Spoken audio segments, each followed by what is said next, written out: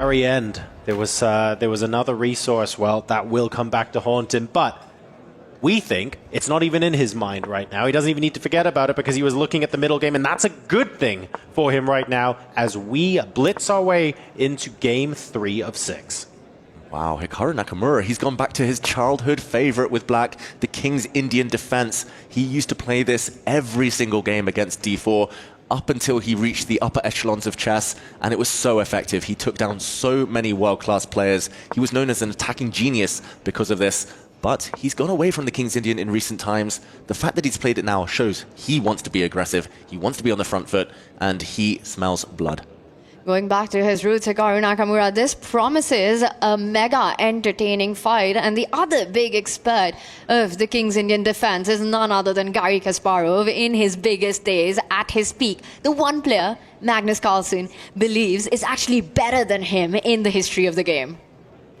And if Nakamura can maybe channel a little bit of that inner genius, which he is known to do in this opening, he might be able to strike back here. A missed opportunity in game number 2, but let's call it for what it is. Hikaru is one of the few players on the planet who is capable of manufacturing those opportunities against Magnus Carlsen. Yes, there was a missed opportunity, but the fact it was there in the first place is testament to how good he is. It's not enough though, John. You know, you get that chance, you have to do it against him. Hikaru is the world number 2 for a reason. Yes. And to miss that chance against Magnus up a pawn, dominating on the clock, dominating on the board, this is heartbreak for him. And this is what made Magnus sort of this figure in Hikaru's mind who's almost untouchable, unstoppable. When you let go of those advantages, how do you break that mental block? I don't know. In order to answer that question, you'd first have to answer the question, how does he not see the winning move at the end of that last game? And I don't have a good answer for that, I'm afraid. Yeah, if you drop that position on Hikaru Nakamura and you say there's a winning move, he would find it. Yeah, puzzle rush, here you go. Puzzle rush immediately, but it was just the trend, the fact he'd lost the thread a little bit. It wasn't as kind of clear-cut as he was hoping. I mean, going back to this position, though, I do love the opening choice. It feels like Hikaru believes this is a must-win game with black. Of course, there's still plenty of games ahead. This will just be the halfway mark in this best-of-6 series. But there we go. He's going for it. Pushing pawns, King's Indian style. Opposite side castling as well. Anything could happen here. This doesn't actually play to Magnus's strengths, which is a great news for Hikaru. This is Hikaru from the late 2000s, early 2010s, showing that he's not afraid to blow open the center. And these are the kind of middle game positions, right, where both players will have to make some very precise moves because it's going to get messy. Yep. It's already chaotic on the board. You have opposite side castling. Magnus's rook already lined up on the open G line. The F pawn about to move forward. For Hikaru Nakamura, he's also eyeing the A pawn to push forward and give some checks on B3. It's going to be a race to each other's king. This is the approach that you need to have to take down the world number 1. And I think Hikaru Nakamura so far has done everything right in this game. Exactly. Still early days, but the fact that he still has 8 minutes, Hikaru, in a very complicated middle game, the fact that he's got the King's Indian break of pushing your pawn forward to F5 is great news for him. He can connect those 4 pawns now. He can push the pawn even further forward and force white to retreat or part with the beautiful dark squared bishop. But Hikaru looks like he was hovering his mouse over other pieces elsewhere on the board. Still looking very, very healthy. I'm really shocked as well that Magnus has gone in for this. He's up in the match still, even after saving that last one. But, I just rarely see him indulge in these super double-edged middle games. Looking for the alternatives to the F4 push here, which looks great because white can only readily really jump in with the knight on G5. It's going to take a while for white to get more pieces into the attack. Just seems like a great way to close it off and focus on your own plan. So I wonder what the alternative is. Yeah, I like Tanya's move actually as well. Maybe you just keep the tension 1 move longer. Push your pawn forward to A4, eke out some squares for your horses. But yeah, it depends on Hikaru's mood here. I don't think he needs to commit so early by locking down the pawn structure, but ultimately it is normally strategically desirable to do so.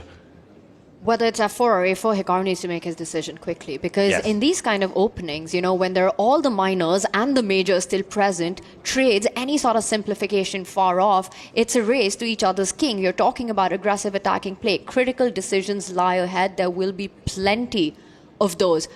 I'll make one small prediction here. This Okay. game's going to be decisive, one way or the other. It certainly feels that way, doesn't it? With a 2-minute discrepancy on the clock now, Hikaru is going to want to turn that time disadvantage into a decisive advantage over the board, right? And eventually, F4 gets played. 2 minutes and 12 seconds, that thing, in a 10-minute game with no increment. That's huge. Yeah, that betrays the indecision in his mind. Maybe the confidence shook by not converting the advantage in the previous game, Hikaru. His position here, super healthy. The eval bar even says that black has a small advantage, especially while the light squared bishops remain on the board. Magnus will be aiming to trade those pieces in the near future. But yeah, that time usage could come back and sting him later.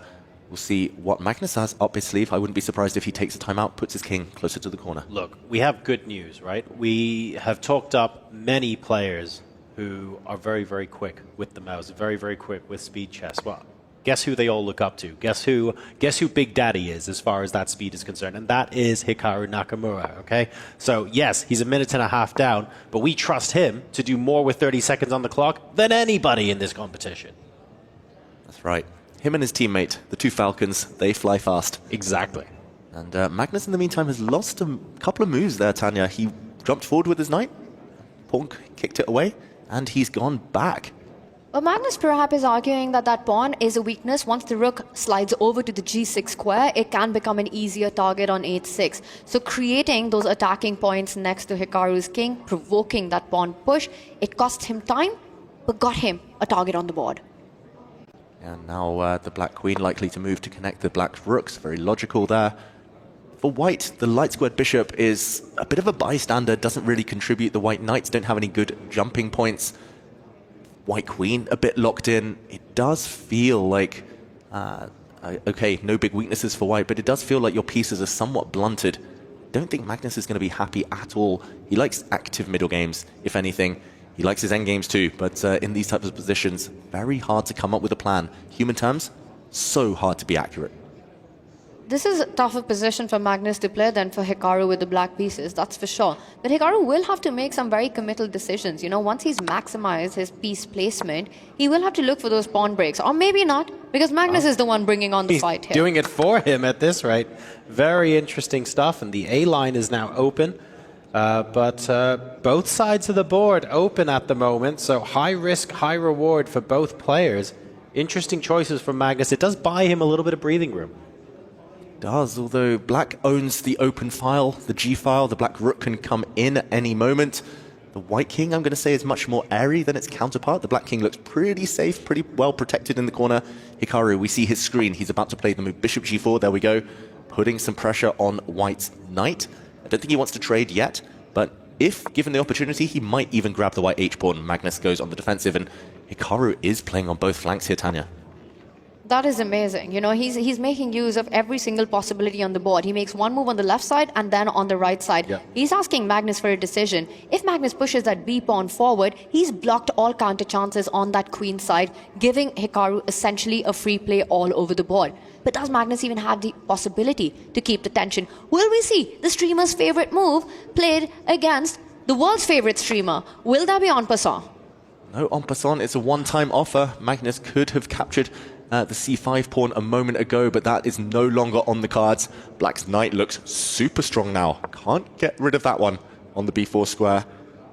Magnus moves his king. It just needs a breakthrough. It's very blocked, but it feels like the black has the more active forces.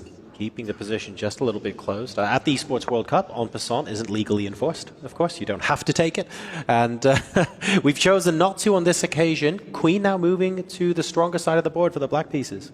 It's a maneuvering game, and I really like the plan that I think Hikaru is setting up. He wants to reroute that dark squared bishop, the one piece that is so inactive in his camp, Right. to a diagonal where he can get on the attack. Bishop d8, bishop a5 is what Hikaru Nakamura wants in the position. Magnus Carlsen not giving him the time to do so? Or are there tactics that perhaps still allow Hikaru to continue with his plan?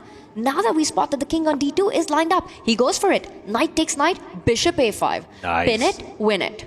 Beautiful. The King's Indian defense is known as an attacking weapon with the black pieces, but often there's one problem piece, and it's that dark squared bishop. You end up blocked behind your own pawns if you ever activate that piece, Right. it becomes a huge weapon. White's light square bishop, we've talked about it already this game. Definitely the problem piece, blocked behind everything, in there at the long run as a defender.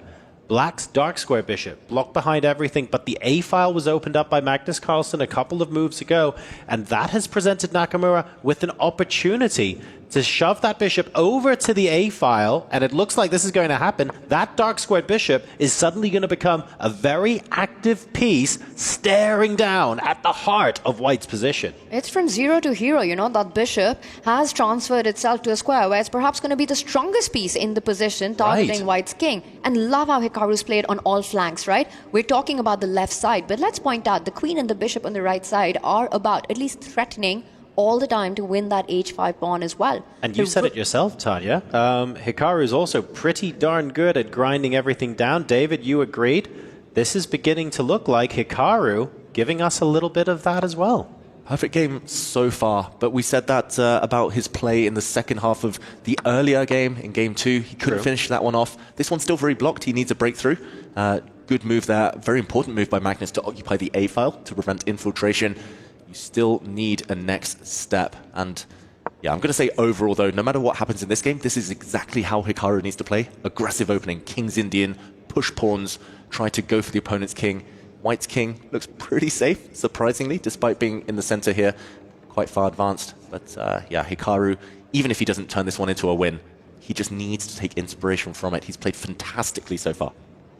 He really has. I'm going to point out, though, I love how Magnus's king is just chilling in the center. You know, it's surrounded by his own pawns, but it's also playing a key defensive roles to exactly those central pawns, knowing that if any check happens, it might be game over, but any check is far away from that. And as I said, he tries to get it back to safety, sort of passing the ball to Hikaru right now, and Hikaru comes in with another plan. You know, it's all about the A-file. I think he wants to get his queen over to B7, assist it to bring the rook and start attacking the white queen from A8 and give those very important checks. And oh, hang on a second, because the white queen is going to be the first piece to infiltrate, and the Silicon does not like that at all. We are now trapped behind enemy lines. Look at Magnus shaking his head. The white queen has no way home. It's going to be sitting on that silly square for the rest of this game.